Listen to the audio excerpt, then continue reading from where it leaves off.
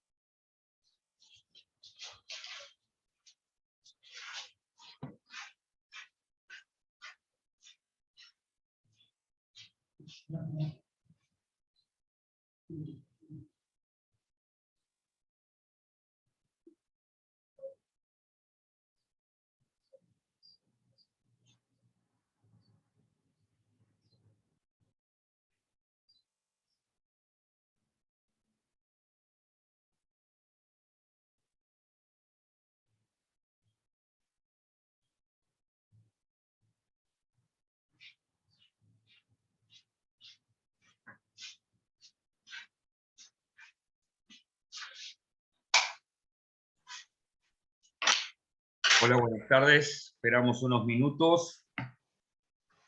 Faltan 7 minutos para que comience la clase y empezamos. Buenas tardes, doctor. ¿Cómo está? Hola, Hugo. Buenas tardes. Hola, buenas tardes, doctor. Hola, Emilio. Porque hay una situación heredada de la que no se puede salir tan fácilmente. ¿Tienen alguna duda, Emilio y Hugo, de la clase que hemos charlado estos días? De mi parte estoy siguiendo y comprendiendo. Si tuviera alguna duda, lo consulto en el acto, ¿no? Uno va ya ensamblando toda la materia, tratando de llegar en condiciones desde el comienzo. Y por ahora vamos bien, por lo menos yo voy bien. Doctor, no sé si corresponde en este momento. Hay consultas sobre el examen, ya que hay un minutito, sobre los exámenes parciales. Si bien yo me anoté en este tipo de cursada, si bien quiero dar examen oral presencial, ¿lo puedo hacer o tengo forzosamente que dar acá Todos los exámenes van a ser orales. presenciales? Sí, presenciales. Sí. Ah, bueno, bien. No, Sí, pero como no sé. hola, buenas tardes. No, pero doctora, algunos nos autorizaron a dar virtual. Sí, obvio. Ah, Aquellos que están exceptuados por cuestiones particulares, obviamente, a mí me avisan y eso les tomamos oral, pero de manera virtual, obviamente. Yo estaba anotado por internet, pero si quiero ir a darlo presencial y oral, ¿puedo o tengo que forzosamente darlo por internet? No. Solamente aquellos que los exceptúan, que me comunican a mí desde Secretaría Académica, quienes son desde la parte de, creo que es de división alumnos, no es división. Claro.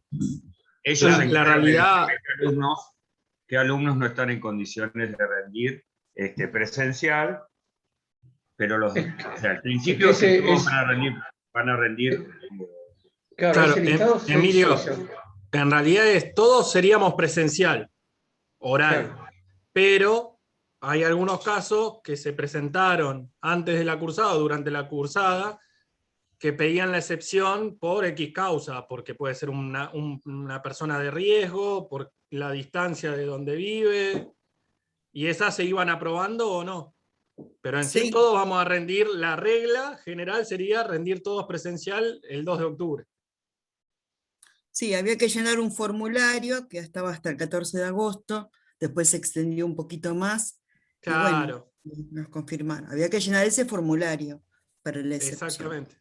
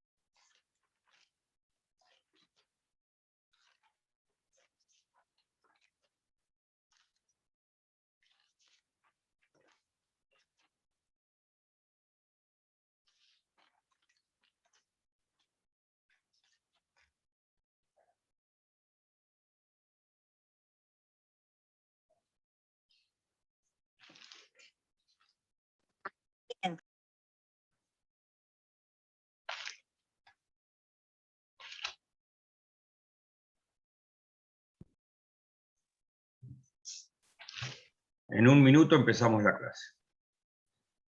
Vamos a ser puntuales.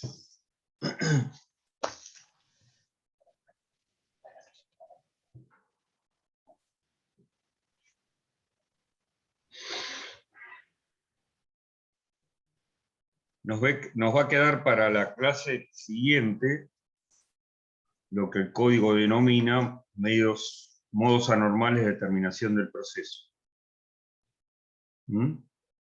Hoy vamos a ver dos medios probatorios, que es prueba documental y prueba informativa.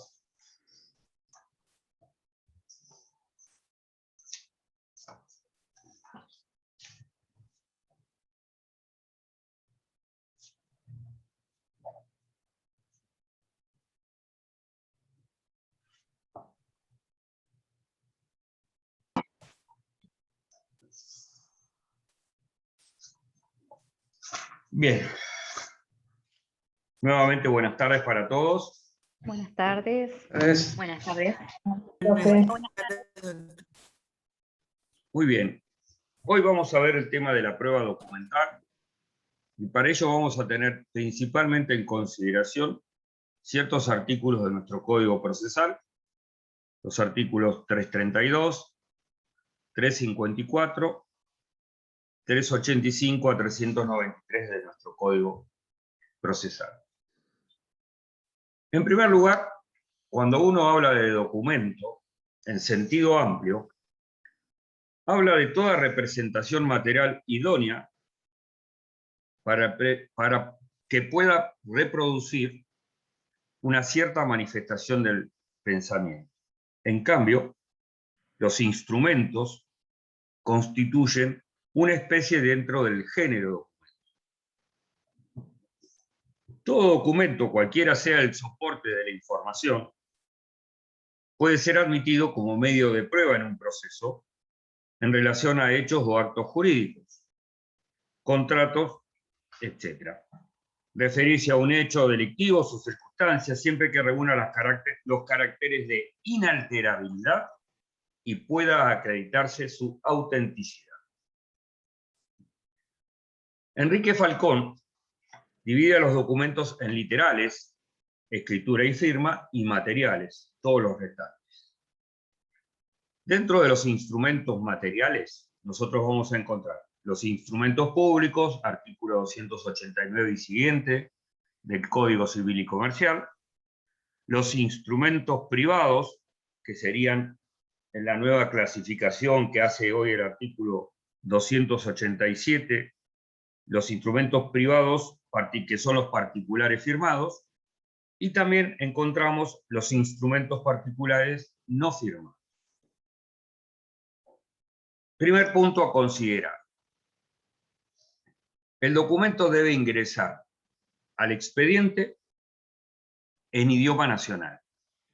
Esto es importante tenerlo en cuenta porque muchas veces no nos damos cuenta que el código, en el artículo 123, dice que si el documento escrito con o sin firma puede valer como prueba en un proceso, debe ser incorporado en idioma nacional. Es decir, debe ir acompañado de su correspondiente traducción efectuada por traductor público nacional.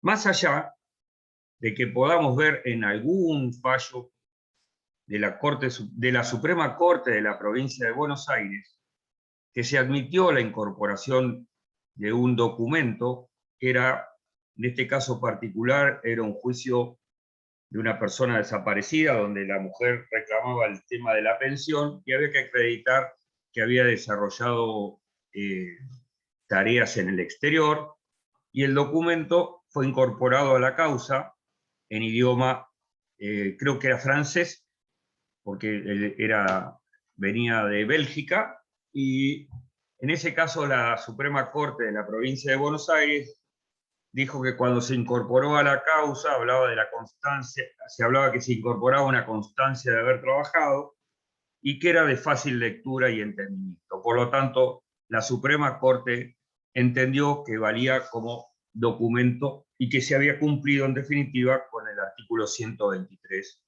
del código procesal. Primer punto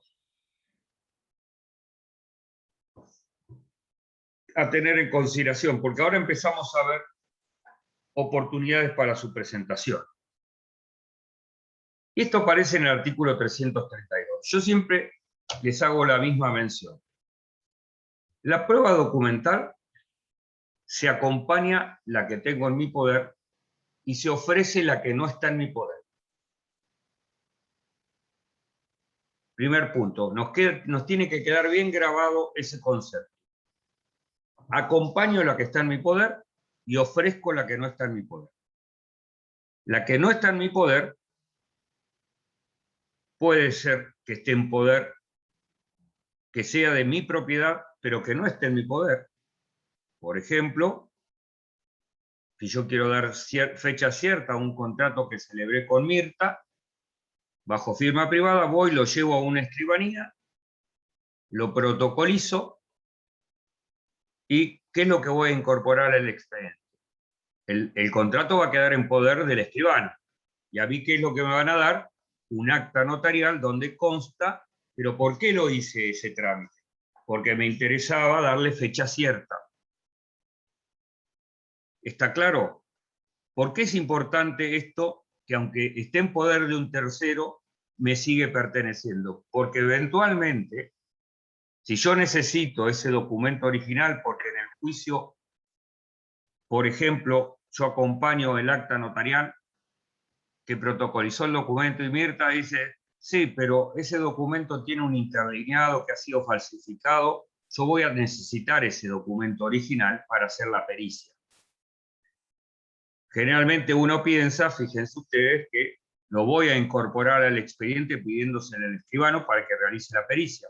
La realidad es que como los escribanos no pueden sacar el protocolo fuera de su escribanía, el perito deberá concurrir a la escribanía a los efectos de poder realizar aquellos actos técnicos que le permitan expedirse sobre el mismo. En este caso, una falsificación que pueda haberse generado en el documento.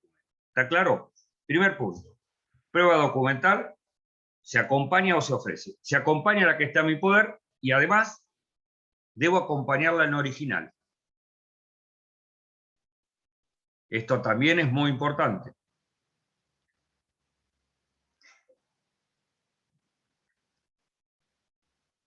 ¿Cuál es la que voy a ofrecer? ¿Qué prueba documental voy a ofrecer? Y no, obviamente, aquella que no está en mi parte, que no está en mi poder. Como dijimos nosotros, puede ser prueba documental de mi propiedad, pero que está en manos de un tercero. Prueba documental que esté en poder de la contraparte. O prueba documental que esté en poder de terceros ajenos al proceso.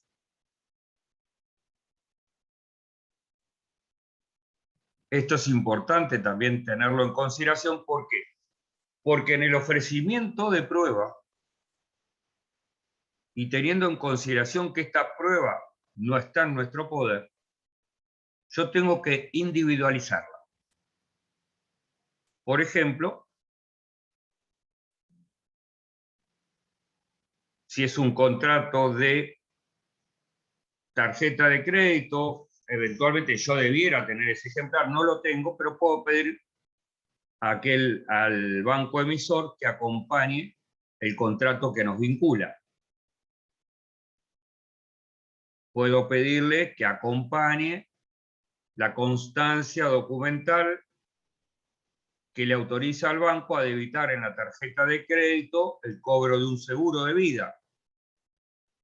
Es decir, fíjense ustedes que esa documental que se relaciona con el, supongamos en este caso estamos discutiendo una relación con el banco, es importante tener en consideración que ese banco, para poder realizar ciertos débitos, por ejemplo, debe contar con una autorización expresa de parte del titular de la tarjeta de crédito.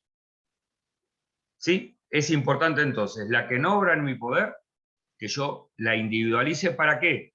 Para intimar a la contraparte a adjuntar la misma. Y esto es importante Porque además el código establece que la prueba documental debe ser acompañada con la demanda, con la reconvención y con la contestación de ambas en toda clase de procesos. Todos tienen en común esta carga de acompañar o de ofrecer. Por eso dice, deberá acompañar la prueba documental que estuviera en poder de las partes, dice el artículo 332. Si no la tuvieran a su disposición, la individualizarán indicando su contenido. Esto es importante. ¿Por qué les quiero hacer mención a este tema de individualizar su contenido? Supongamos que Oscar demande al banco porque le estaban haciendo en una relación de cuenta corriente, le estaban haciendo débitos que no correspondían. Por lo tanto, él inicia un juicio contra el banco para que le devuelvan la plata que él considera le debitaron mal. Y obviamente, él no va a cerrar la cuenta corriente porque la necesita para su negocio. Entonces, ¿qué decide? Intima al banco, no le da bolilla y promueve un juicio. ¿Qué le vamos a pedir al banco? Toda la documentación vinculada a la cuenta corriente no, está mal ofrecida. Yo lo que le tengo que decir, señores banco, que ofrezco prueba en poder de la contraria, que acompaña al expediente, primero, el contrato de cuenta corriente, segundo, la constancia documental de donde surge la autorización para que efectúe débitos el banco en cuenta corriente de operación de seguro. ¿Comprenden cómo es que se ofrece? Yo no puedo ofrecer una universalidad de documentos que creo que se vinculan con una determinada operatoria.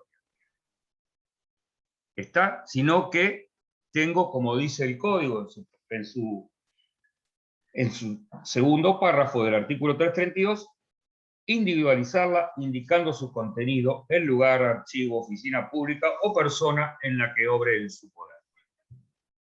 Esto es fundamental.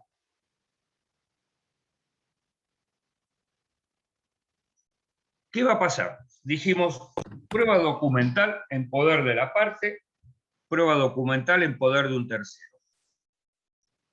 Es importante tener en cuenta las consecuencias que puede tener la falta de presentación de esa documental. Pero no nos apuremos. Primer punto. Fíjense lo que acabamos de decir. La prueba documental se acompaña o se ofrece. Acuérdense siempre, estos van juntos. Acompaña o ofrece.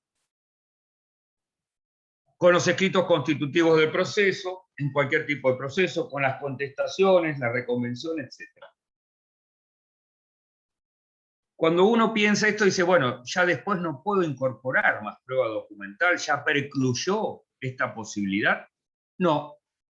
Fíjense la particularidad que tiene el artículo 334, que me permite a mí, permite a ambas partes, no solamente al actor, sino también a la demandada, adjuntar documentos de fecha posterior o anteriores bajo juramento o afirmación de no haber tenido conocimiento de ellos. Y esto lo puedo hacer hasta que se ordene la apertura a prueba en primera instancia. ¿Por qué?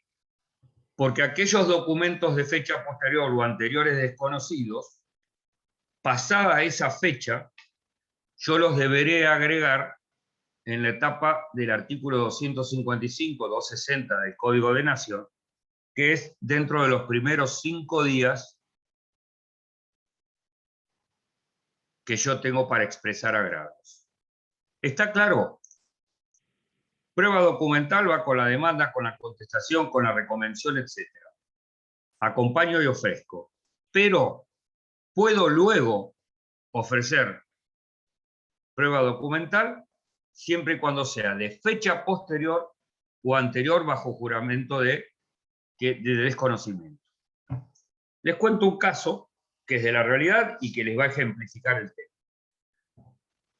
Esto es un caso de Mar del Plata, donde un cliente mío es demandado por una persona que decía que era socio y que le reclamaba al señor, además, por un negocio que sostenía que era común a ambos, primero que le debía un dinero y además que producto de inversiones que había hecho, y por otro lado también otro tipo de remuneración que estaban vinculadas a la frustración del negocio por parte de mi cliente.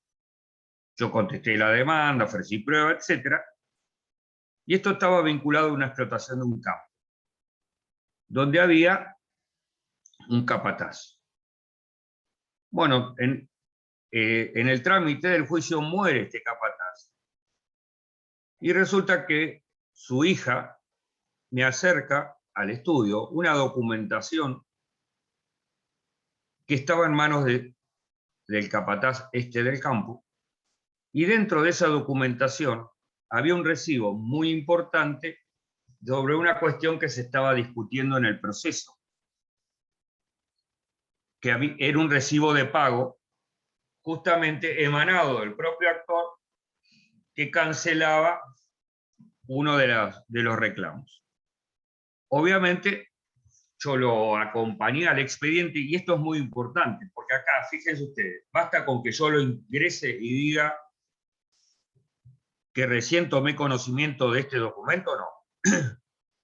Lo voy a acompañar, voy a decir cómo tomé conocimiento de este documento, y además ofrecí prueba a los efectos de sostener la autenticidad del documento, porque era un instrumento privado suscripto por la contraria. Entonces, en ese digo, adjunta documental, ofrece prueba, acompaño ese recibo de pago diciendo cómo me llegó, porque entonces un recibo desconocido, y que como corresponde sustanciar con la contraria los efectos de que cumpla con la carga de reconocer o negar,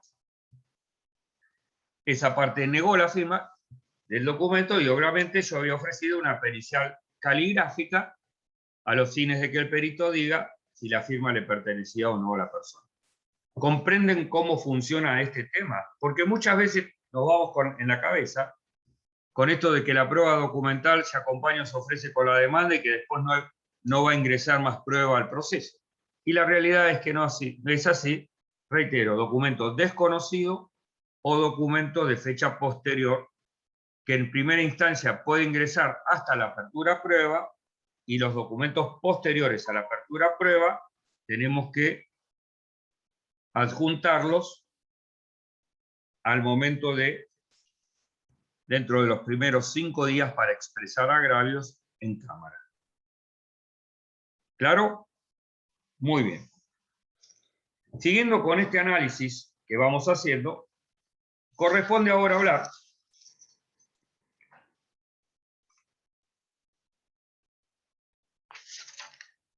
del artículo 354. Nosotros acompañamos u ofrecemos la prueba documental, y el artículo 354 le impone al demandado, fíjense ustedes, la carga de reconocer o negar la autenticidad de los documentos acompañados que se le atribuyeren, y la recepción de las cartas y telegramas a él dirigidos, cuyas copias acompañen. Esto es importante, reconocer o negar, pero fíjense la particularidad, que esto sí lo señalan autores como Roland Arasi, Gossaini. ¿Qué documentos? Los documentos extendidos por terceros, no. Solamente aquellos instrumentos que se le atribuyen a la parte. Yo qué sé del documento que extendió otra persona. Hay autores que sostienen que esta carga involucra a todos los documentos.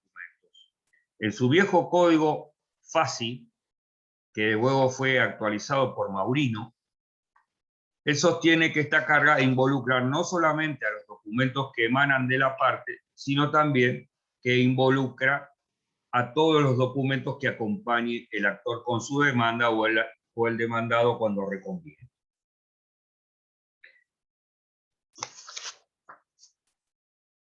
Obviamente, tendré que ver cuál es la naturaleza de los documentos acompañados. Fíjense, reconocer o negar, documentos y misivas.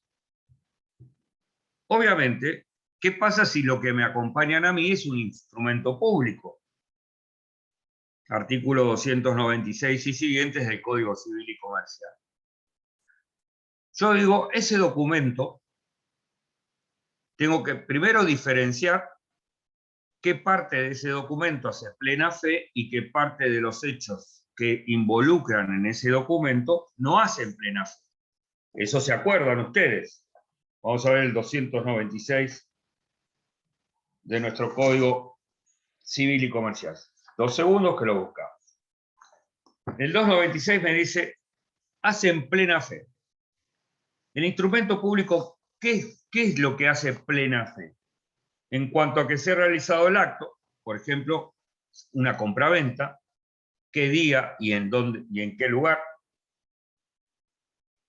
y los hechos que el oficial público denuncia como cumplidos por él o ante él, hasta que sea declarado falso en juicio civil o criminal. Esto es importante. ¿Qué es lo que ocurrió delante del oficial de justicia? Lugar, fecha, pero todo lo que él manifiesta está cubierto por la fe del instrumento público. No. Solamente lo que pasa entre él. Por ejemplo, si Damián le prestó plata a Hugo y esa plata pasó por adelante del escribano, el escribano va a dejar constancia de que en este acto le entregó Damián a Hugo tanta plata. Eso está protegido por la buena fe. Pero supongamos que este escribano es muy amigo de Damián, que Damián le había prestado plata a Hugo, pero claro, le prestó dólares, quiere dólares, le quiere prestar los dólares a una tasa de interés muy alta, que no la puede poner en la hipoteca, en el mutuo con... Entonces le dice, en vez de poner que le estamos prestando a Hugo $10.000, pone que le prestamos que por ante vos pasaron $14.000. ¿Por qué? Porque ahí le metí $4.000 de intereses que no van a figurar en la escritura. Esa aseveración que haga el escribano va a estar protegida por la buena fe. ¿Es cierto? Por esa buena fe, perdón, por la fe que emana del instrumento público y de su manifestación. Ahora, Damián tiene forma de demostrar Hugo tiene forma de demostrar que Damián nunca tuvo $14.000. Que nunca le entregaron a él $14.000, sino que la operación real, el préstamo real, fue por $10.000. En esos casos, ¿cómo se procede? Y esto es importante. Acá tenemos que vincular la negativa con una carga que nace para Hugo, que está en el artículo 393.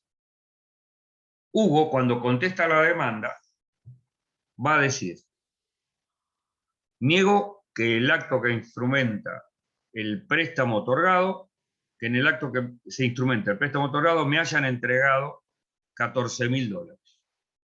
La suma realmente entregada fueron 10.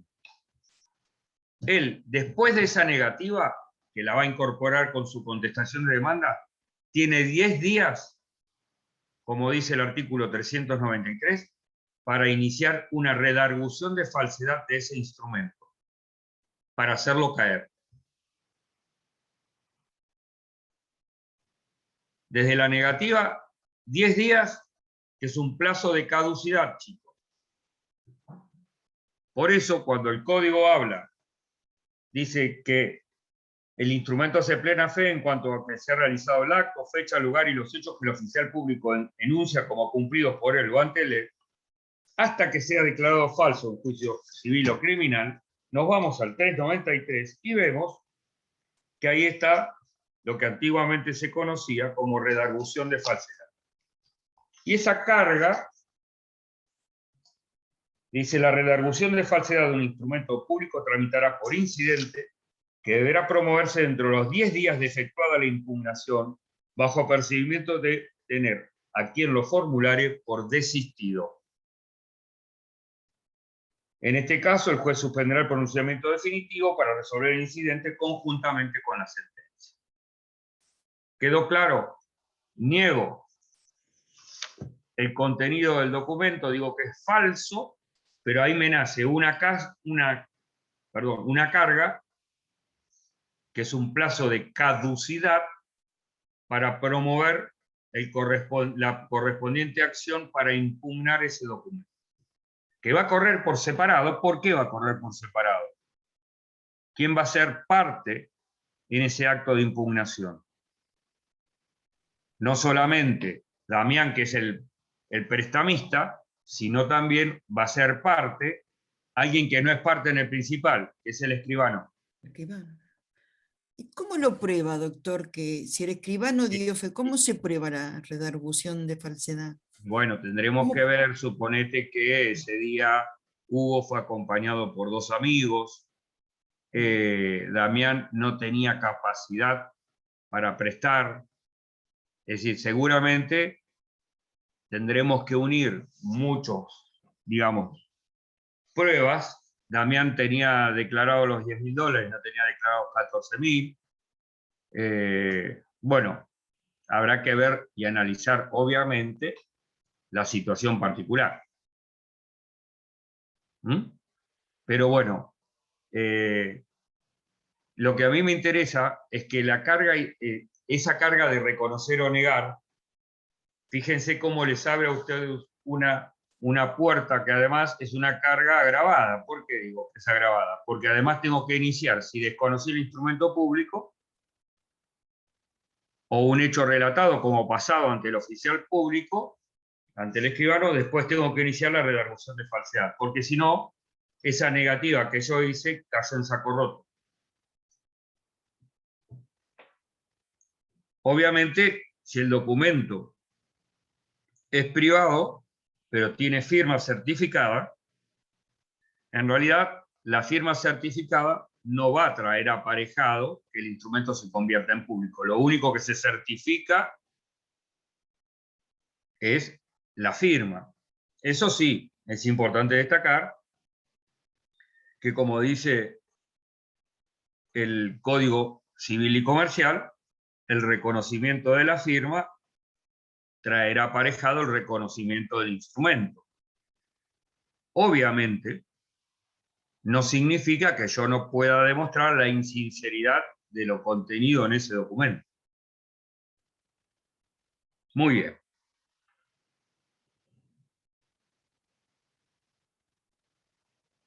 Doctor, Sí. estoy hincha. En este caso, al citar al escribano, ¿sería una citación de terceros necesaria? ¿Puede ser? Sí, Citación se forma un litisconsorcio necesario. Muy bien. Litisconsorcio pasivo necesario. Muy bien, Mirta. Muy atinada tu pregunta. Y además no me molesta, Mirta. Porque ese justamente es un caso que uno da como ejemplo de litisconsorcio pasivo necesario. El escribano y la redargución de falsedad de un instrumento público. El escribano no es parte en el proceso principal, pero sí se va a ver involucrado en esta redargución de falsedad. ¿Puedo acompañar fotocopia? Bueno, sigamos con este tema del reconocimiento de la negativa. Yo tengo que reconocer o negar, dijimos, las cartas y los documentos. Muy bien. ¿Hay alguien que no tiene esa carga, por lo menos en el momento de contestar la demanda? ¿Alguna vez escucharon el concepto de responde por expectativa? ¿Responde en expectativa? No. Me dice Emilio con la cabeza, Mirta tampoco. El responde en expectativa está en ese artículo 354. Se muere una persona. ¿Quién continúa a esa persona? Sus herederos. Esos herederos, ¿yo puedo demandar a una persona muerta? No, yo voy a demandar, eventualmente, si la acción, obviamente, la puedo iniciar y es transmisible, voy a iniciar la demanda contra los herederos que aceptaron la herencia.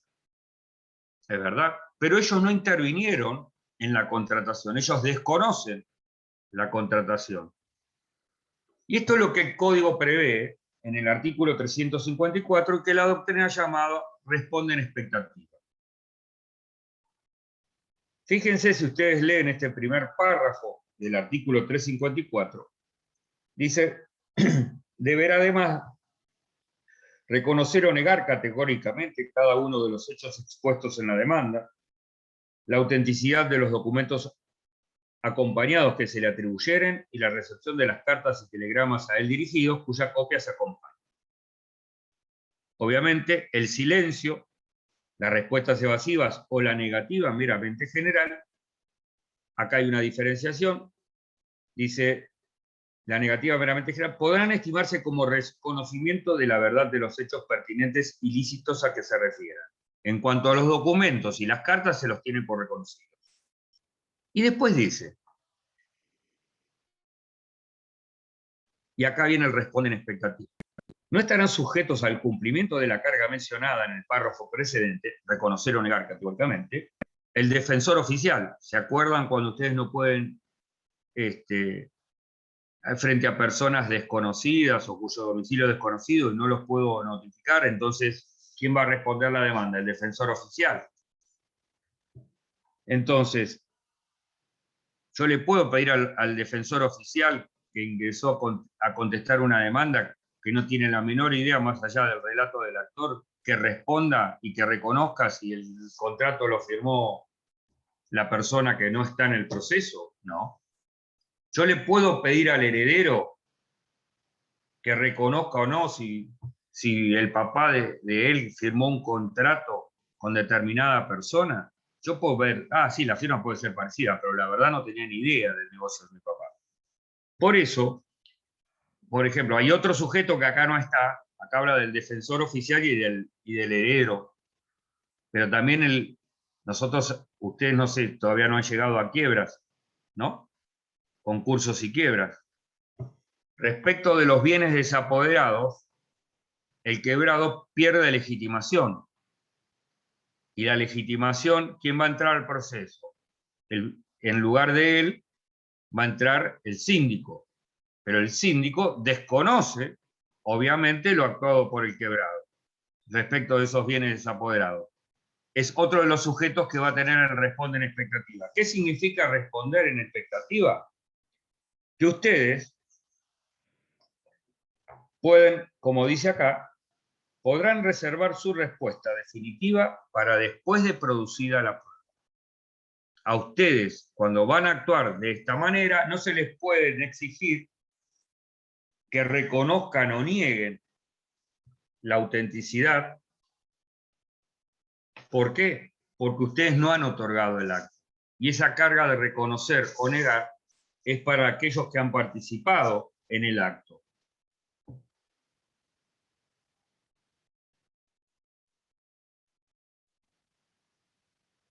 Y fíjense que esto que decimos nosotros, que está en el artículo 354, responde en expectativa, es en definitiva lo que también dice el artículo 314 del Código Civil y Comercial.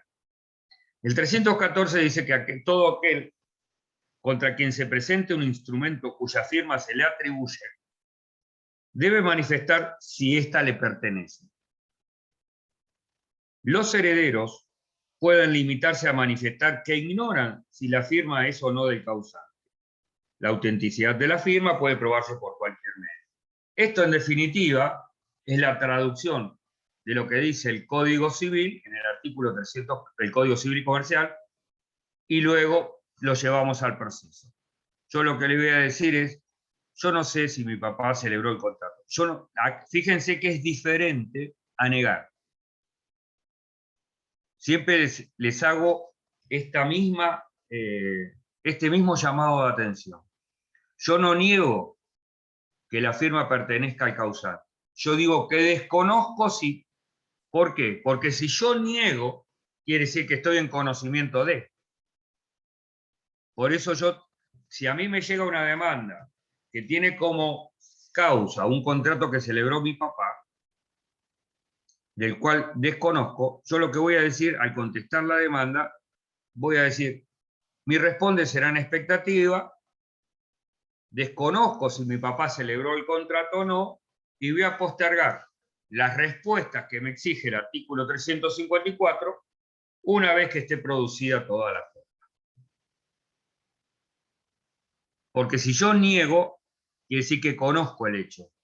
Si yo niego, puedo entrar en una conducta que puede ser sancionada por el artículo 45. En cambio, si yo digo, desconozco si la firma pertenece o no al causante, desconozco si la firma pertenece o no al fallido, desconozco si la firma pertenece o no al ausente, es muy diferente a decir, niego que la firma le pertenece. Acuérdese siempre, aquel que va a responder en expectativa, volvemos, el defensor de ausentes, el heredero, y dijimos también, que no está aquí, el fallido, el síndico respecto de los bienes del fallido. Bien, eso se llama responde en expectativa. Muy bien. Obviamente, también voy a pensar, en primer lugar, que dentro de lo que es la prueba documental, siempre voy a necesitar de apoyaturas. Es decir, yo voy a acompañar con mi demanda fotografías, cintas magnetofónicas, voy a acompañar, si quiero, presupuestos. Es decir, dentro de lo que es el concepto de prueba documental, puedo acompañar o ofrecer un montón. Cristina llamó a Guzmán y le dijo que no pidió su renuncia. Me acaba de salir me acaba de avisar la noticia. Bueno, sigamos. Nos distraemos un minuto para descansar. Sí. Y era esperable. Sí, obvio. Bueno, esto es importante también tener en consideración. ¿Por qué? Porque siempre todos esos medios probatorios van a tener que ser sustentados por otros medios probatorios. Es decir, si yo quiero saber la autenticidad o no de una determinada fotografía y que no fue trucada, porque si no, cada vez que vemos los memes, nosotros decimos, ah, ese es el sujeto que aparece en el meme y le pusieron la cabecita, ¿vieron? Bueno, obviamente, muchas de estos medios probatorios necesitan, obviamente, de otros medios probatorios que los apoyen. Yo voy a acompañar un documento y ante la eventualidad de que me nieguen la firma del documento, ¿qué voy a ofrecer? Una prueba pericial caligráfica. Si acompaño una determinada grabación, tendré que ofrecer una prueba de ingeniero a los efectos de que si me niegan la voz de la grabación, lo mismo si acompaño documentos no firmados, mails. Bueno, yo tengo que tratar de ofrecer una prueba, obviamente vinculada a ese tipo de situación.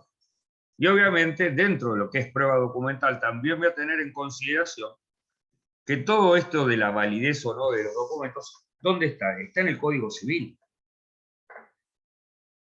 Su validez, su forma, etc. Y fíjense, por ejemplo, que si voy a pensar en una prueba documental muy importante, como es los libros de comercio, que antes yo me remitía al Código de Comercio, al artículo 63, hoy esto también aparece reglado en el Código Civil en el artículo 330. Entonces, ahí vamos a saber cuál va a ser la validez de ese tipo de prueba, que me lo está dado, de acuerdo a la forma en que se llega, cuál es su validez como medio probatorio, si es presentado u ofrecido dentro de un proceso. Ahora bien, volvemos para el tema de la prueba documental.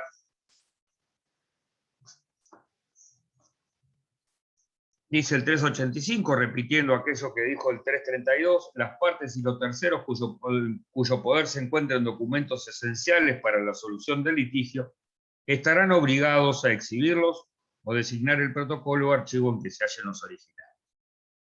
El juez ordenará la exhibición de los documentos sin sustanciación alguna dentro del plazo que señale. Pareciera que esto es una obligación y en realidad es una carga. ¿Se acuerdan? Muy bien. Si el documento se encuentra en poder de una de las partes, el juez lo que va a hacer es, una vez que yo lo individualicé, le va a intimar a que presente ese documento dentro del proceso y dentro del plazo que él mismo fije. Ahora bien, si no lo presenta, el mismo código se encarga de decir cómo debe ser evaluada esa conducta. Porque dice el artículo 386, cuando por otros elementos del juicio resultare manifiestamente verosímil su existencia y contenido, la negativa a presentarlos constituirá una presunción en su contra. En este punto también deben tener presente que hay legislación que cuando uno piensa que abarca a determinadas actividades o a determinados sujetos. Yo sé que, por ejemplo, una sociedad debe tener contabilidad legal. Yo sé que el banco tiene que tener contabilidad. Pero también, por ejemplo, algo que es muy importante, en todos los procesos que involucran a ciertos sujetos, yo veré si además a esos sujetos le comprende también algún tipo de legislación que imponga determinadas conductas. ¿Por qué lo digo esto?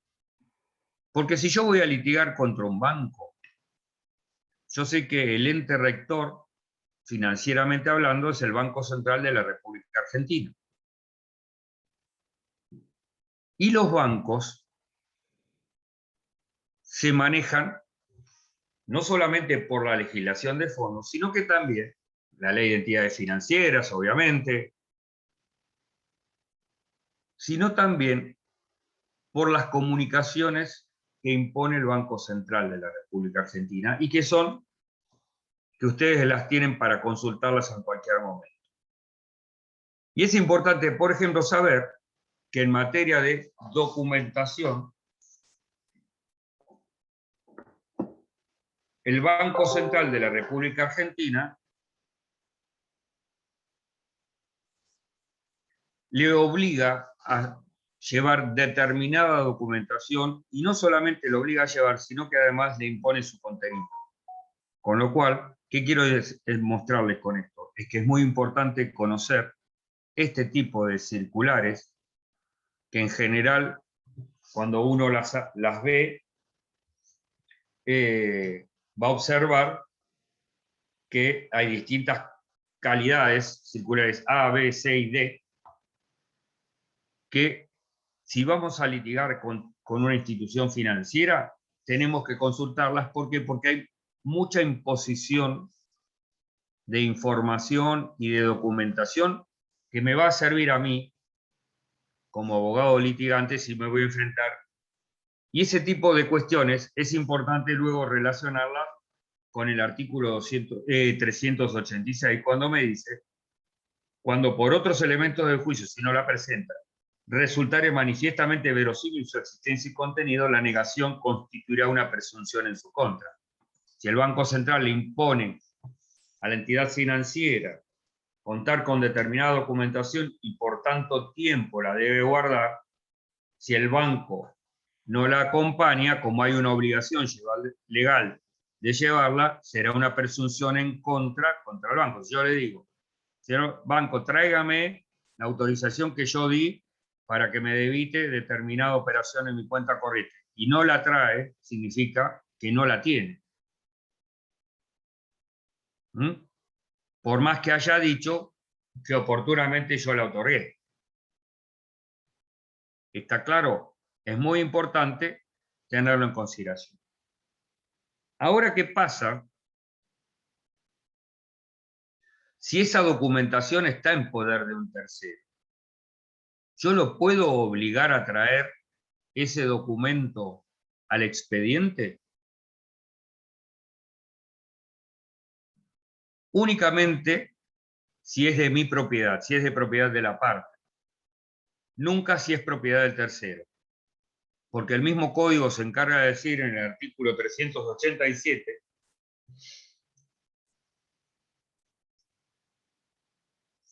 que el requerido podrá negarse a la exhibición si es de su exclusiva propiedad y le causare perjuicio. Esa sola manifestación hará que yo tenga que recurrir a otro medio probatorio si quiero probar aquel contenido de ese documento que no pude obtener porque el tercero no me lo quiso traer. En el ejemplo que yo les di, ¿vieron el tema de los débitos bancarios? Vuelvo a los débitos bancarios porque son muy comunes. Adhiera su factura al débito bancario. La circular del Banco Central admite que yo pueda dar la autorización a la empresa prestataria o que pueda dar la autorización directamente a la entidad financiera. ¿Comprenden? ¿Saben por qué joroban tanto con eso? Gane 5.000 puntos, entre en el sorteo de una licuadora, etcétera, si adhiere este mes, le devolvemos 500 pesos de la boleta de luz. ¿Por qué? Porque el banco con eso está generando, obviamente, negocios. Si recauda para un tercero, le va a cobrar a ese tercero. Ritza recauda para terceros, es verdad, y por cada boleta que cobra y le liquida a los prestadores, va a cobrar un porcentaje, el banco lo mismo. Pero además, si ustedes no pagan en término y se lo debitaron en la cuenta, eso le va a generar intereses. Pero además, los tiene también agarrados con una operación que hace que ustedes, por ejemplo, si lo tienen el débito en tarjeta, tengan la necesidad de la tarjeta y le va a cobrar gastos por mantenimiento y otras cosas. O sea, va generando un negocio a partir de una recaudación para terceros. Y esto es importante pensarlo. ¿Por qué? Porque en el caso de la autorización, supongamos que yo estoy discutiendo un débito, voy a tener que pensar que no solamente el banco puede tener la autorización, sino que además puede tenerla el tercero, que genera el débito y le presenta al banco la autorización que dieron ustedes para generar ese débito y para que el banco le pague a él. ¿Comprenden? Pero lo importante es que acá lo que se me plantea es documental en poder de la parte, documental en poder de tercero. Si es de mía y la tiene un tercero, yo puedo pedir el secuestro al juez, porque es de mi propiedad. También es importante tener en cuenta, en materia de prueba documental, que una de las formas de resguardar la prueba documental muchas veces la voy a tener que canalizar a través de una medida de prueba anticipada del artículo 326.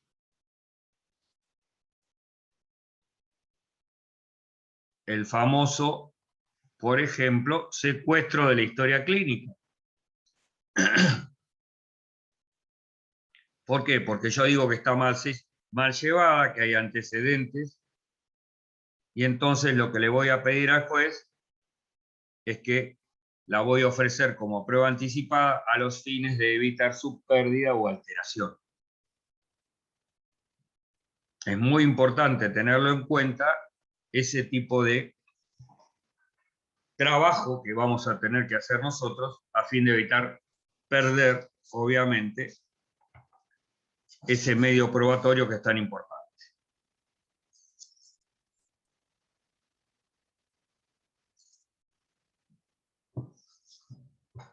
Acabo de descubrir que puedo poner los puedo acomodar en la en la pantalla como yo quiero. Por lo menos los que están presentes, los tengo a todos, los que están mirándome. Gonzalo, estás tomando mate, te veo. Muy bien. Es una buena compañía. Muy bien. Una de las cosas que aparecen que están mal ubicadas dentro de lo que es la prueba documental, si ustedes miran, aparece en el artículo 388, 389, 390 y 91 y 92. Un tema que es el cotejo, que en realidad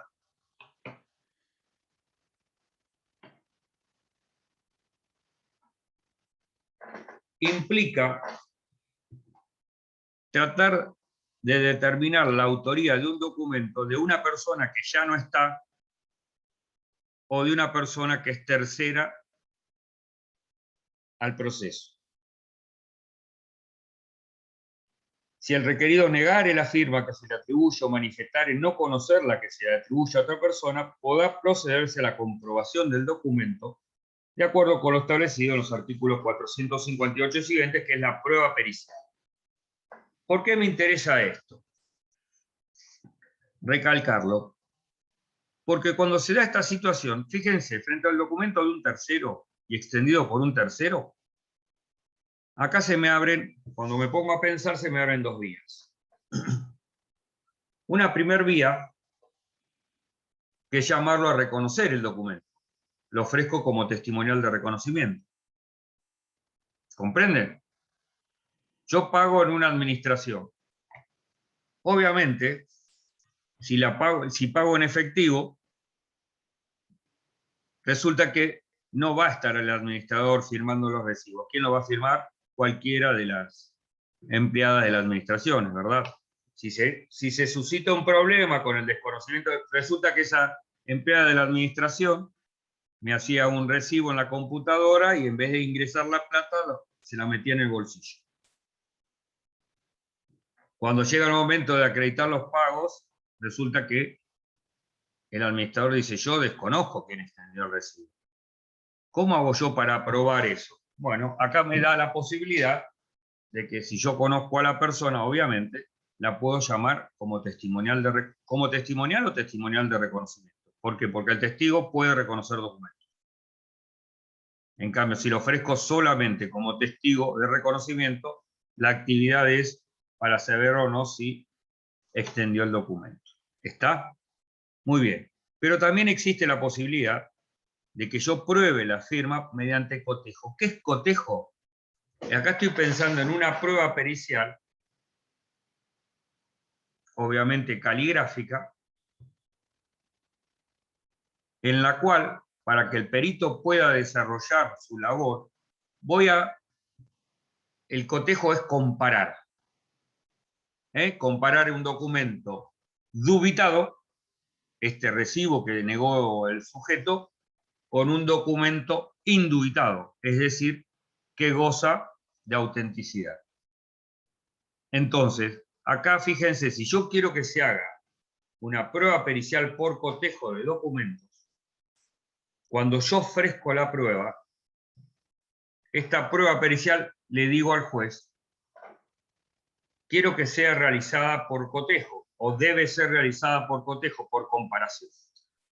Pero acá, si yo quiero que se desarrolle de esa determinada manera, que el perito se expida si la firma del documento dubitado es o no, ha sido otorgada por la misma persona que firmó el documento indubitado, fíjense ustedes que me pide que nace una nueva carga. Es que yo ofrezca documentos indubitados. Y la enumeración que hace el artículo 391 es simplemente ejemplificativa, no es taxativa. ¿Qué son los instrumentos indubitados? Las firmas consignadas en documentos auténticos, por ejemplo, una escritura pública. Los documentos privados reconocidos en juicio por la persona a quien se atribuya el que sea objeto de impugnación, comprobación. el impugnado en la parte en que haya sido reconocido como cierto por el litigante que perjudique, las firmas registradas en establecimiento bancario. ¿Por qué? Porque yo tengo dos formas de hacer la prueba pericial en este caso: por cotejo o por formación de cuerpo de escritura. ¿Qué es formación de cuerpo de escritura? Se fija una audiencia para que concurra la persona y frente al dictado que haga el perito, yo lo que hago es que esa persona, él lo va a ir llevando y le va a ir diciendo qué es lo que debe firmar o hacer, escribir. Pero si no tengo a la persona, la única forma de determinar la autenticidad es por cotejo. Por ejemplo, el caso que hablamos nosotros, nos citan como herederos, ¿qué dijimos nosotros? No reconocemos o negamos. Dijimos que desconocemos, exactamente.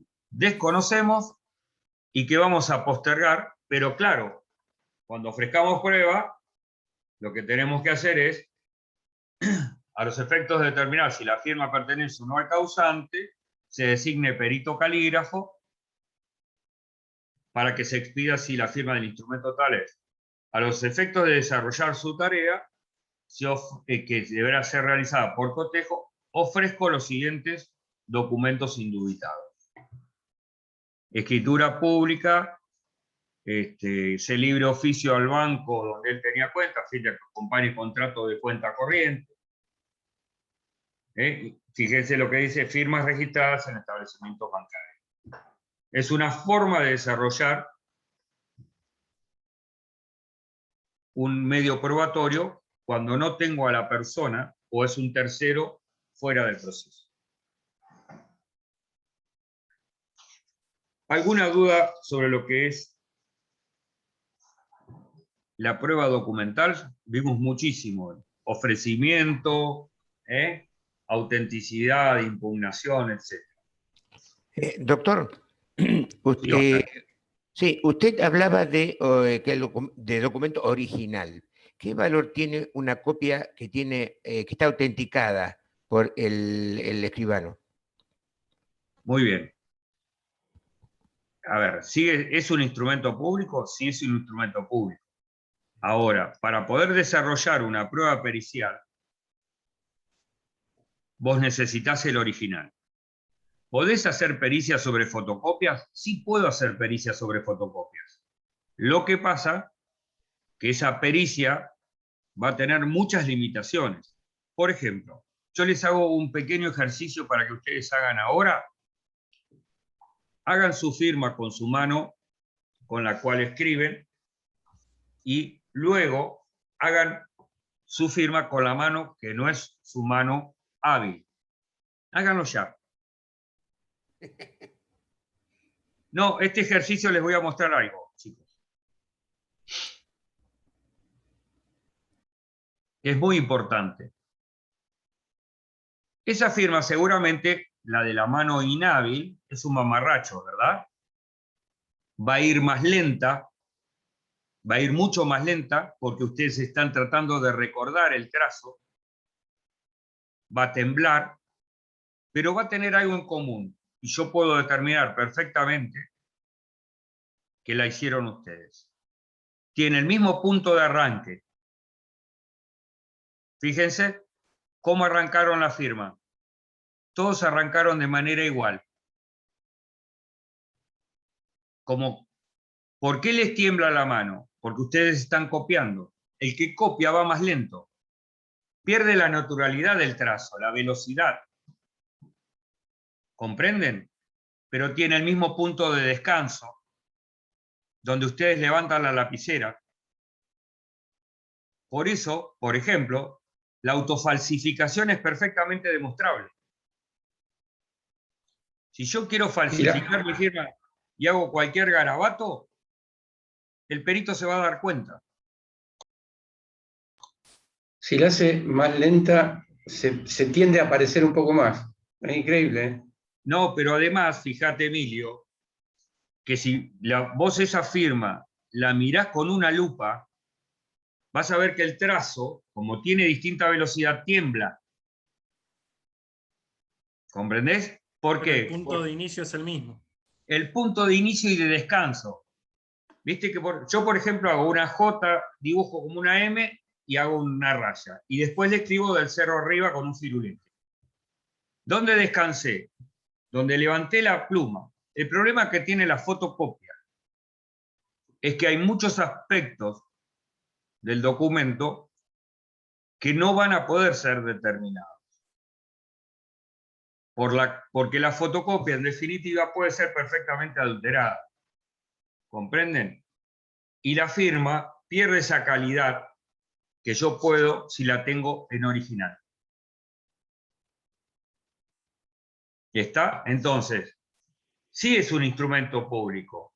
Obviamente, ¿por qué? Porque certifica la autenticidad de ese documento vinculado a que tuvo el original. Ahora bien, si yo quiero hacer una pericia, le voy a pedir la exhibición del original. ¿Por qué? Porque con la fotocopia no me acompaña, no me alcanza. Bien.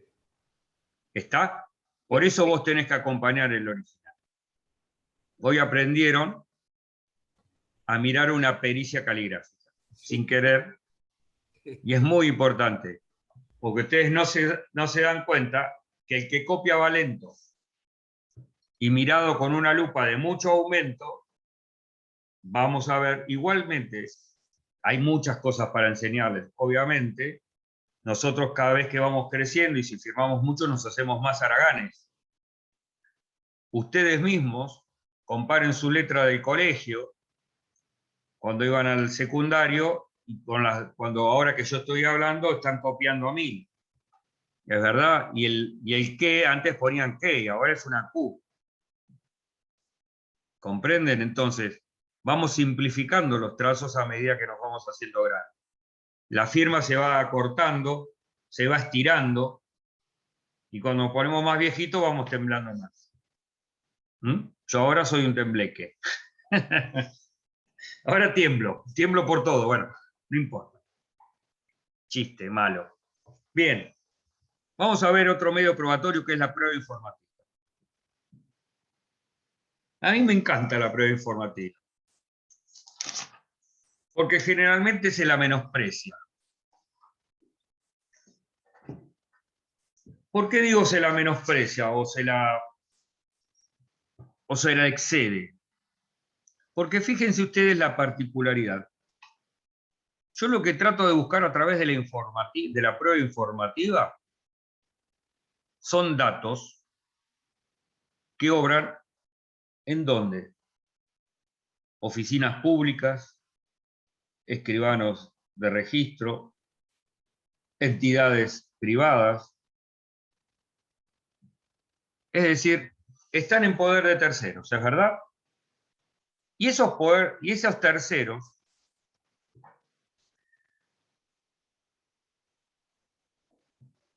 tienen una particularidad, que ese dato lo conservan.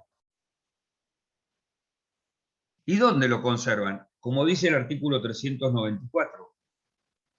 Documentación, archivo o registros contables del informante. Es decir, hay un dato en poder de terceros que surge de asientos, de documentación o de registros contables. Para eso la prueba informativa. Para eso yo voy a librar un oficio y le voy a pedir que me informe. Le voy a pedir que me informe la Municipalidad General Pueyrredón los pagos efectuados en una cuenta determinada de impuestos. Le voy a pedir que me informe quién es el titular registrado y si hubo cambio de titularidad respecto de la cuenta municipal. ¿Eso de dónde surge? De archivos, registros. ¿Y saben por qué es importante? Porque ahora los voy a mandar al artículo 401. Lean el artículo 401.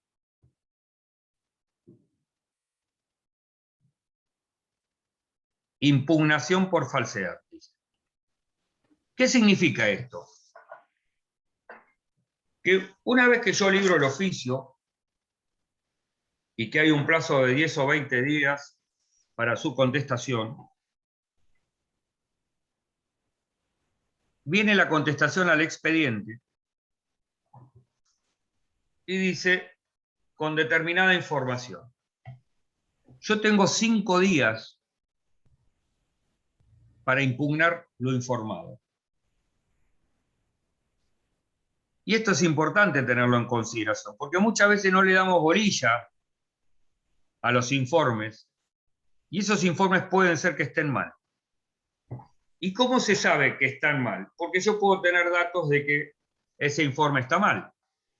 Y este incidente de impugnación del artículo 401 me da la posibilidad de que si yo impugno lo informado, pida que ese tercero que informó mal me exhiba el original.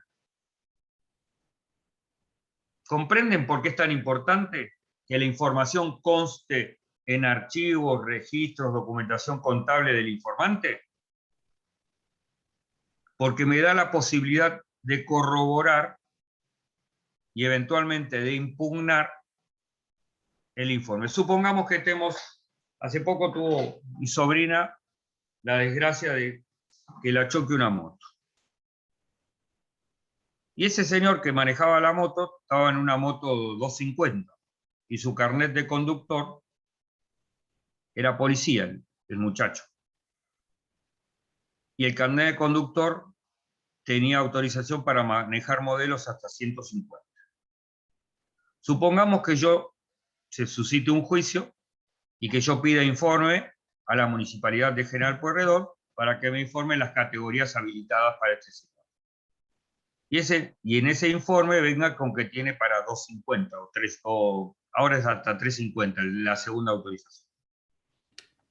Pero yo digo, pero no puede ser si yo vi el carnet de conductor que decía hasta 150. ¿Está mal informado? Bueno, capaz que en interín él cambió su carnet de conductor y lo pasó a 350. Bueno, que me exhiban el registro. Los papeles de dónde surge, cuál era la autorización que él tenía al momento del accidente y si después la cambió. ¿Comprenden? Por eso es tan importante y por eso el 395 les dice a ustedes que ese medio probatorio y prueba informativa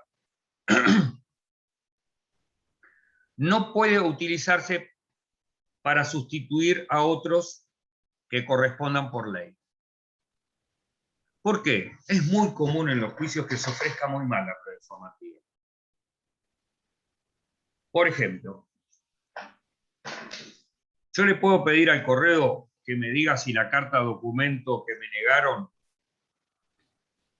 es auténtica y llegó a su destino. Sí, le puedo pedir. ¿Saben por qué? Porque una carta documento es un ejemplar para ustedes, un ejemplar para el destinatario y otro se queda el correo en depósito. ¿Está claro? Entonces puede perfectamente decir si esta carta es igual a la que yo tengo acá. Pero supongamos que no advirtiera que la carta que está agregada al expediente tiene un interlineado que fue hecho a mano y que no está. Entonces, esta forma de probar que ese interlineado no está es que me exhiban eventualmente si tengo algún problema al original. Pero si yo acompaño un certificado médico que el médico me dice que José sufrió un accidente y que lo atendió él en la guardia tal día y firma el médico Emilio Montoya. Muchas veces lo que vemos es que me acompañan el certificado médico en el expediente y me dicen, para el supuesto caso que se niegue la autenticidad del certificado médico, se libre oficio al doctor Emilio Montoya a fin de que se expida sobre su autenticidad. Está mal. A Emilio lo tengo que llamar como testigo de reconocimiento. Porque él dice, yo me atendí. Y al médico, si quiero mandarle una prueba informativa, lo que le voy a pedir es que me mande la copia de la historia clínica, que es documentación en su poder. ¿Comprenden? Esto es muy importante porque muchas veces se utiliza la prueba informativa mal. ¿Y por qué se utiliza mal? Porque el dato informado lo tiene que tener el informante y debe surgir de archivos, registros. ¿Comprenden esto? Emilio, que extendió un certificado médico, no tiene archivo de eso. Él extendió, porque fueron, el doctor me puede dar un certificado médico que me atendió, sí, cómo no, no más. Pero yo a Emilio no le puedo decir, mire, este certificado que le dio, que dice acá que le atendió el día 24. ¿Y con qué lo va a comparar? ¿Con qué registro tiene? A Emilio le tengo que mandar una prueba informativa para que me mande la copia de historia clínica que diga que me informe las fechas, si atendió a la señora fulana de tal, informe las fechas de atención. Pero después la dolencia por la cual le atendió, eso no. Por eso tengan mucho cuidado, porque es muy común la incorrecta utilización de la prueba informativa. Por eso el código se encarga de decir que no puede sustituir o ampliar al otro medio probatorio. Generalmente va a ser una testimonial de reconocimiento. ¿Por qué? Porque lo informado tiene que constar en archivos, registros o documentación contable. Y si no figura, yo siempre recuerdo una causa que inicia Adicapif contra un cliente. Y fíjense que el cliente era una sociedad, una SA. Ustedes saben muy bien que una SA se constituye por escritura pública. Y Adicapif le reclamaba periodos anteriores a la constitución de la escritura pública, si no había sujeto antes. Entonces, hay una cosa que también, ¿yo puedo librar prueba informativa a la contraria? Sí, puedo. Es decir, no solamente puedo dirigirla a los terceros, sino también a la parte contraria. ¿Saben de dónde sale esa posibilidad? Del artículo 399. Cuando habla de la compensación, Roland Arasi dice, miren, cuando habla de la compensación, dice las entidades privadas que no fueren parte en el proceso. Quiere decir que si la entidad privada es parte en el proceso, le puedo mandar puedo ofrecer la prueba informativa. En mi caso particular, cuando contesto la demanda, digo que no puede ser que estén reclamando periodos anteriores al nacimiento de este sujeto, sociedad anónima. Y le pido que me acompañen en la constancia documental de dónde surge, una prueba informativa, entonces me contestan, sí, que estaba inscripta desde, es decir, esta sociedad había nacido en el 1 de diciembre, desde el 10 de septiembre. Entonces, cuando incorporan esa prueba, yo tengo, acuérdense, tengo 5 días para impugnar por falsedad. Es un incidente que yo lo voy a entablar contra el informante, pidiéndole que me exhiba la documentación original que tienen a los efectos de decir cómo se inscribió en Adicapif alguien que todavía no había nacido. ¿Comprenden? Porque antes había otro sujeto que no era el demandado y que obviamente no era obligado al pago. Por eso me sirve a mí esto. Por eso yo tengo que tener el archivo, el registro de donde sale esa información.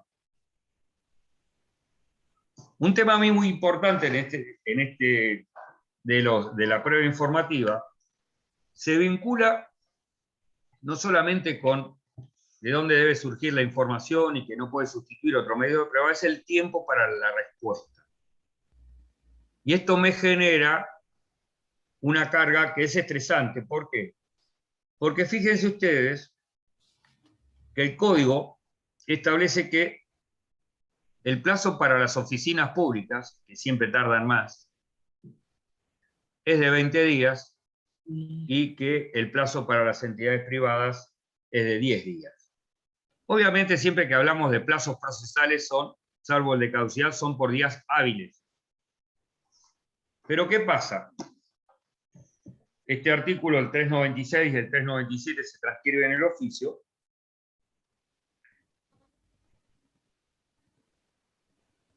Pero ¿qué pasa si no me contestan en tiempo? Yo puedo perder la prueba. Fíjense lo que dice el artículo 400. Si vencido el plazo para contestar el informe, la oficina pública o la entidad privada no lo hubiere remitido, se tendrá por desistida de esa prueba la parte que la pidió sin sustanciación alguna, si dentro del 5º día no solicitara el juez la reiteración del oficio. Con lo cual esto me obliga a qué, chicos? Me obliga a que yo anote cuando entregué el oficio,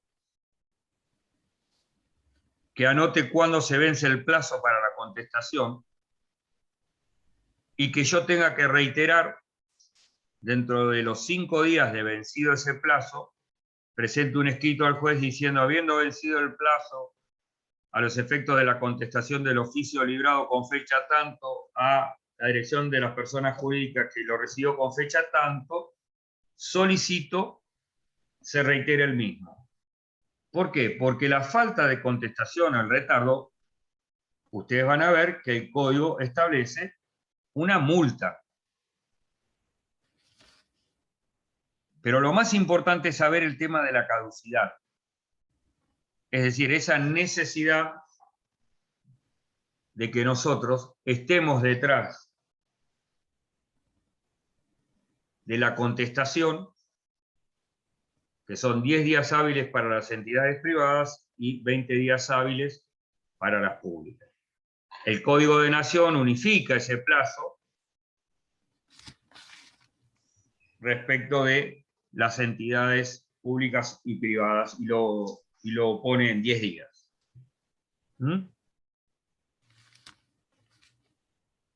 Es muy importante que vean este tema cuando se ofrece la prueba. Yo ya tengo hecho un capítulo en mi máquina, cuando contesto las demandas y analizo los medios probatorios, respecto a impugnar la prueba mal ofrecida. ¿Ustedes ya vieron prueba pericial? ¿O todavía no? Sí, sí. Sí. Sí, lo vemos. Fíjense, una de las características de la prueba pericial es que cuando uno es el ofrecimiento de los puntos de pericia, ¿vieron? Y los puntos de pericia tienen algunas características. En primer lugar, cosa que me cuesta muchas veces hacerle entender a los tribunales, es que si hay un hecho controvertido, la pregunta no puede, hecha al perito, no puede partir del reconocimiento de ese hecho, porque es controvertido. A ver, Calen me demanda a mí. Y Calen dice que a raíz del accidente ella sufrió una depresión terminal, que le imposibilita desarrollar manejar de vuelta el auto y que... Entonces, cuando Calen me demanda, ofrece una prueba pericial psicológica. Calen no puede preguntarle al perito de la siguiente manera. Para que diga el perito si Calen sufrió una depresión terminal a raíz del accidente. Porque yo ya estoy partiendo de la base de que ella tiene, primero, del diagnóstico que yo se lo negué. Yo digo, no está depresiva. Y segundo, que esa consecuencia de. Yo tengo que pedir, en todo caso, al perito que la analice y que diga si tiene trastornos, cuál es el origen del trastorno. No que le diga, si como consecuencia del accidente que sufrió, a ver, negué que haya sufrido el accidente. O sea, ¿entienden que no se puede partir de preguntarle al perito de un hecho que es controvertido dentro del proceso, ni indicarle cuál es la consecuencia? Y esto lo van a ver. Y el otro día, en un proceso que llevo, no le podía hacer entender al juez que estaba mal hecha la pregunta. Que partía de la base de reconocer un hecho que yo había negado. Entonces, está mal. ¿Comprenden? Por eso es importante manejar bien los medios probatorios. Conocer este tema de la informativa que me quiere entregar al proceso cosas que no constan en archivos o registros. Y yo después lo veo. No, si me trajiste, a ver, Aquel que ha tenido auto sabe. A ver, voy y le digo, ¿me haces un presupuesto al tallerista del auto? Me da el presupuesto, me lo llevo. ¿Qué, los archiva los presupuestos? No, entonces, ¿qué tengo que hacer? Lo tengo que llamar a reconocer. Señor, para que le diga al testigo de cero le consta si extendió el presupuesto. Si el presupuesto que se le exhibe lo extendió él. ¿Comprenden? Eso es lo que yo les pido a ustedes, el manejo del medio probatorio. Saber, en definitiva, cómo se ofrece un medio probatorio y hasta dónde da ese medio probatorio. Y lo van a ver mucho con la prueba informativa, que se piden cosas que no constan en archivos o registros. Y que muchas veces, en general, se suplanta al testigo de reconocimiento con una prueba informativa que no corresponde. ¿Sí? ¿Alguna duda de lo que hemos visto hoy de prueba documental y prueba informativa?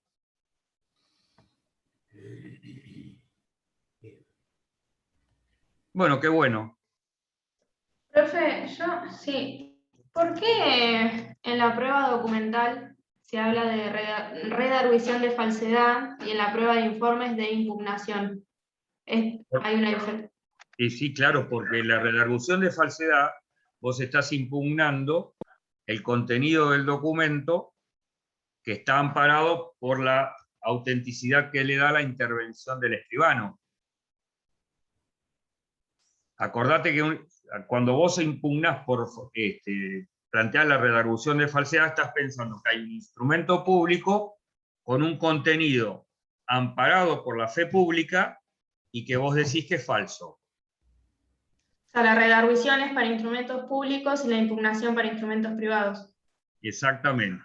Bien. Pero en realidad no, la impugnación es para el informe falso. La impugnación de falsedad solamente es para la prueba informativa. No para instrumento privado, para informe No, privado. no, ¿por qué? Porque Bien. si te presentan un instrumento privado, basta con que reconozcas o que niegues. Para que el otro tenga que demostrar la autenticidad del instrumento privado. En cambio, el instrumento público, siempre en el análisis que vos vas a hacer, vas a mirarlo y vas a decir, bueno, a ver qué hace plena fe de este instrumento público. Lo que pasó por ante el escribano. Quiere decir que si en el contrato que vos realizaste con Noelia, Noelia manifiesta que con anterioridad, manifiesta que le entregó $10.000 y que hoy completa el préstamo con $10.000 más, por lo tanto el préstamo es de 20.000. Lo único que hace plena fe es los 10.000 que pasaron. Lo otro es una manifestación que hizo Noelia y que con simple prueba en contrario podemos demostrar que no es cierta. En cambio, los otros 10.000, si no te los entregaron, tenés que impugnarlos por falsedad. Negás el hecho de la entrega del préstamo y luego dentro de los 10 días tenés que iniciar la redargución de falsedad para mostrar que ese hecho de que te entregaron los $10.000 adelante del escribano es mentira. Bien. Nunca ocurrió. Bien, gracias. Profe, ¿Listo? Sí. entonces cuando sea una prueba de informes, si es privada o pública, siempre tengo que llamar para que, como testigo para el reconocimiento de la firma o reconocimiento, como usted dijo recién del ejemplo del tallerista, cuando usted va y le pide un presupuesto, siempre entonces le tengo que llamar a la persona para que venga a hacer un reconocimiento. Exactamente. Por eso muchas veces los talleristas no te quieren entregar un presupuesto. Porque vos pedís 3 presupuestos, típico de los abogados. Tráigame 3 presupuestos. Al cohete. ¿Sí? Si yo lo voy a arreglar con un determinado tallerista de mi confianza, le pido a él que me haga el presupuesto, preconstituyo prueba y de última, él va a venir al proceso y va a reconocer la factura que te otorgó, etc. Pero los otros 2 que le pediste el presupuesto, que no te llamen y que no les diste la reparación del auto, te van a odiar. Porque encima, si no vienen, los podés mandar a buscar por la fuerza pública. ¿Comprendés? Entonces... Sí, peor todavía. O sea, menos ganas de venir al reconocimiento de Sí, te van a odiar, por eso te digo. Lo mejor que hay en esos casos, muchas veces en el tema de accidentes, es iniciar una prueba anticipada. Con eso ya obtenés un montón de datos para armar tu demanda. Y que el otro ofrezca los puntos de pericia que quiera, no me importa. Pero eso, además, le da la posibilidad que al juez, si estás dentro del proceso de la justicia 2020, cuando se llame a la audiencia de preliminar, que es donde vas a ver qué prueba sirve, qué no prueba sirve, el juez te va a decir, ¿usted para qué llamó a este tipo? Y a él lo llamé para que me diga cómo fue el accidente. Pues acá dice que, de acuerdo a la pericial mecánica, dice que el embestido era él. ¿Para qué quiero este testigo? ¿Comprendés? Es muy bueno hacer ese medio probatorio alto. Y lo podés hacer antes del proceso, porque vos le decís, basta con que le digas al juez, yo necesito arreglar el auto porque lo utilizo para trabajar, yo no puedo esperar que se sustancie el proceso, que venga el perito ingeniero mecánico, lo quiero hacer ahora. Y ya con eso justificás los motivos por qué vas a realizar de manera inmediata la prueba y no vas a esperar a la etapa procesal oportuna. Perfecto. Sí. Bárbaro, gracias. Bueno, chicos, ¿alguna duda más? Profe, yo, disculpe, tengo una consulta más. Dale, Noelia. A Yo las consultas las cobro, Noelia. Las Bueno. preguntas no, pero las consultas las cobro. Bueno, una pregunta entonces. Cuando impugno la prueba documental, ¿tengo algún plazo para impugnarla? A ver, el plazo de 10 días es que tengo para... No. Vos negás Sí. la autenticidad. En la negativa decís, niego que, por ejemplo, lo que vimos recién, si es un instrumento público, Sí. Vos lo que vas a hacer es tenés necesariamente que promover dentro de los 10 días la redargución de falsedad del instrumento público, que va por aparte.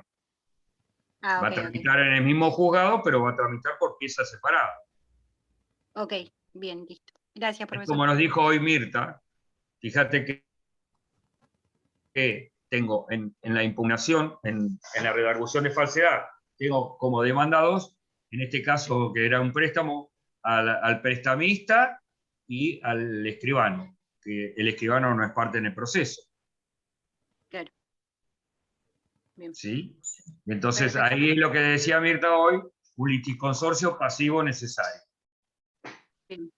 Ese es el Bueno, típico ejemplo, de liticonsorcio pasivo necesario. No se lo van a olvidar nunca. En la redargución de falsedad, No, pero fue muy bueno lo que dijiste, Mirta, porque es un típico... A ver, la intervención de terceros del proceso, si vos lees, por ejemplo, autores como, no sé, Rivas, te van a decir, son uno de los temas más áridos dentro del proceso. Porque pensá que la intervención de terceros en el proceso son sujetos que quedaban fuera y que vos los trajiste al proceso o que se te quieren meter en el proceso, a complicarte la vida. Entonces muchas veces es difícil el ejemplo. Y la redargución de falsedad es un típico ejemplo donde yo tengo un liticonsorcio pasivo necesario con un sujeto que no es parte en el proceso. Por deducción, Para eso hay que usar la cabeza, Mienta.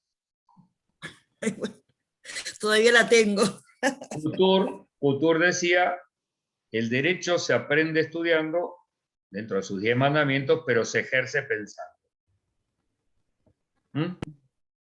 Siempre es muy importante tenerlo en cuenta.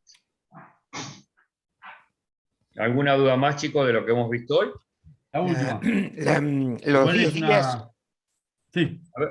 A ver, Gonza. Sí. No, yo decía, con informe ya estamos, ¿no? Yo sí terminé hoy y la próxima nos queda modos anormales de terminación del proceso conmigo. Allanamiento, desistimiento, conciliación. Porque caducidad lo da Hernández, ¿puede ser? No tengo la menor idea. Puede ser bien. que lo dé ella. Sí, puede ser que lo dé ella. Sí, sí. Oscar, me querías hacer una pregunta. Sí, en cuanto a la redargución de falsedad, yo tengo 10 días, ¿no? Sí. hábiles. hábiles. A partir de la fecha en que negué. Exacto, y que es cuando vos contestaste la demanda. Claro. A partir del cargo de esa contestación, vos tenés 10 días hábiles para promoverla. Está bien. ¿Bien? Nos vemos el miércoles que viene. Gracias. Gracias, profe. Gracias. Hasta luego. Gracias. La próxima, gracias, doctor. Buenas noches. Gracias. Chao, buenas noches.